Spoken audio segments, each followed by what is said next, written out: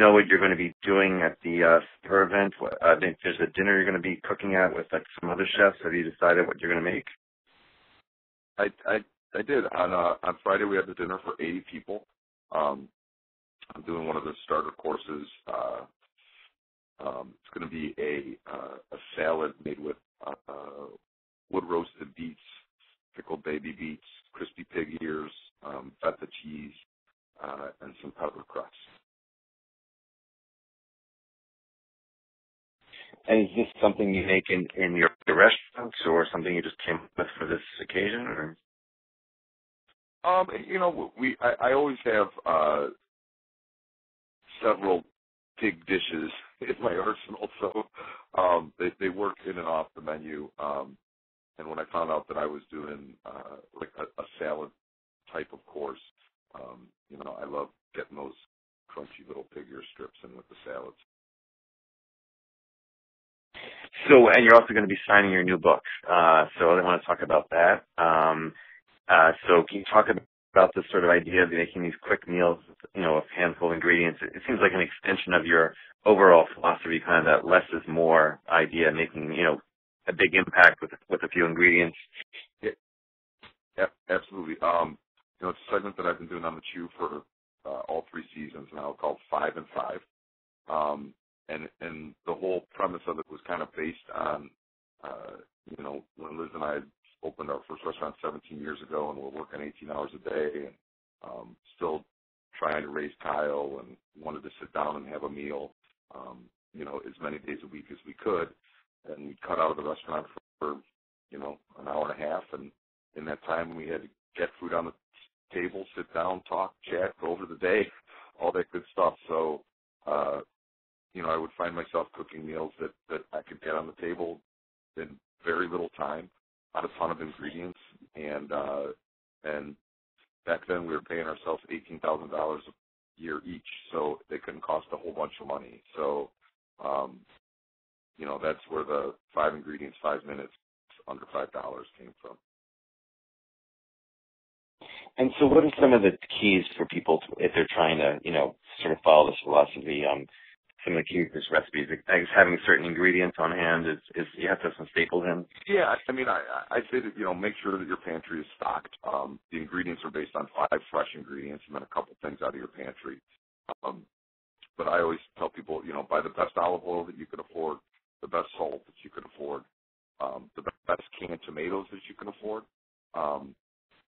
and have some nice dry pasta around. And worst case scenario, you could get a pasta de pomodoro on the table, and it'll take you longer to cook the pasta than it will to make the sauce. So it's just all about stocking your pantry with good, stable ingredients, the best ones that you can buy, and they're going to be the basis for a lot of what you do. And make sure that they're ingredients that you like to use a lot and that you move through quickly, and that aren't super perishable. And so are those some of the things that you have in your own pantry? Is there anything else that you want to mention that people should have besides some of the things? I always have a slew of vinegars because I love acidity in food. So, I'll always have a red wine vinegar, a white wine vinegar, some kind of beer vinegar, a sherry vinegar, because I think that it's a very inexpensive way to really kind of pump up a dish. I buy all my spices whole. Like if I have coriander, it's whole seed. If I have cumin, it's whole seed. That way I could toast them and grind them as I need them, which gives you a much more impact on flavor, so you don't have to use as many of them. It'll stretch them a little further. Those are kind of my big things, and always a lot of good dry pasta. And things like couscous, too, that, you could make in no time at all. And is this, I think I'd read that, some of this reflects some of your own heritage, the way your mother, cooked, I guess, Mediterranean kind of food. But I guess she had a lot more time in the kitchen, so her recipes maybe were more complicated. Well, yeah, I think I was raised the way a lot of kids in my generation were raised. I had a stay-home mom. Yeah. And we sat around the dinner table 7 days a week. We very rarely went out for dinner. And the meals never cost a lot, but they were more of most of the time they were a whole day process for her. Not necessarily sitting over the counter chopping all day, but a lot of braises and slow cooks and stews and asabuco and things of that nature, which are delicious and are still a huge part of my life on like Sunday meals or even Saturday meals. But the meals in this book are made more for Monday through Friday. Both parents are working their butts off, but they still want to get a good, healthy meal made from scratch on the table for their family. So before we go, I just want to talk a little bit about the Chew. So anything new and exciting coming up with this season? Anything we should know about? Well, we're getting ready to roll into our Thanksgiving for the whole month of November, which is always fun. It's my favorite meal of the year, and I think it's a lot of people's favorite meal of the year. So talking about that is always fun. We're going to show people a million different ways to throw Thanksgiving. And everything else has been great. We're in our third season now. It's between last season and this season, it's grown more than our audience has grown more than any other show in daytime television. So we've been one of the highest rated shows in daytime this year, which is humbling, flattering, exciting. So we're just going to hopefully continue to do what we've been doing and just let that audience continue to grow. And why do you think the show has clicked so much? The format with all the different personalities sort of bubbling together. Well, kind of. Yeah, I think it's a format. I think it's relatable to people. The five of us really get along and are good friends outside of the studio, and I think that reflects in the show when people are watching it. And I also think that there's two Iron Chefs on there cooking food that you could make at home. I don't think there's really ever been a show like that before.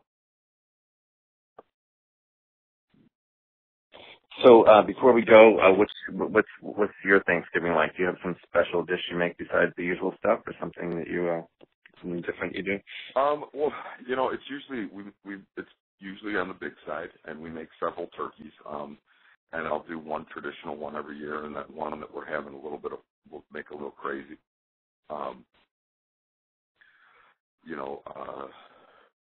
This year I think I'm going to do my traditional one, and I'm going to do a turkey porchetta style, where I stuff it with pancetta and capers and chilies and parsley, and then I think I'm going to smoke it. Sounds pretty good. I'm getting a little hungry here. And what about as far as your Iron Chef title? Any plans to do anything more competition? Or are you retired, or you have the title and you don't need to compete anymore? No, I'm still doing Iron Chef. I mean, we finished up last season in July, which will be showing I'm sure we're finished up this season in July, which will be showing for the next year. And I'll continue to do them. I don't have any interest in doing any other competition shows. But I'll continue to do Iron Chef, for now.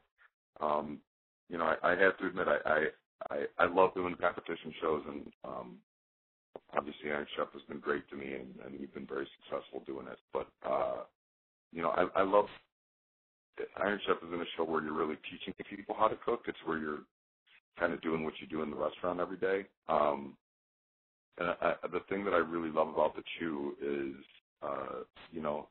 it allows us to kind of let people into our world and teach people how to cook and get people back in their kitchen and maybe back around the dining room table with their families. And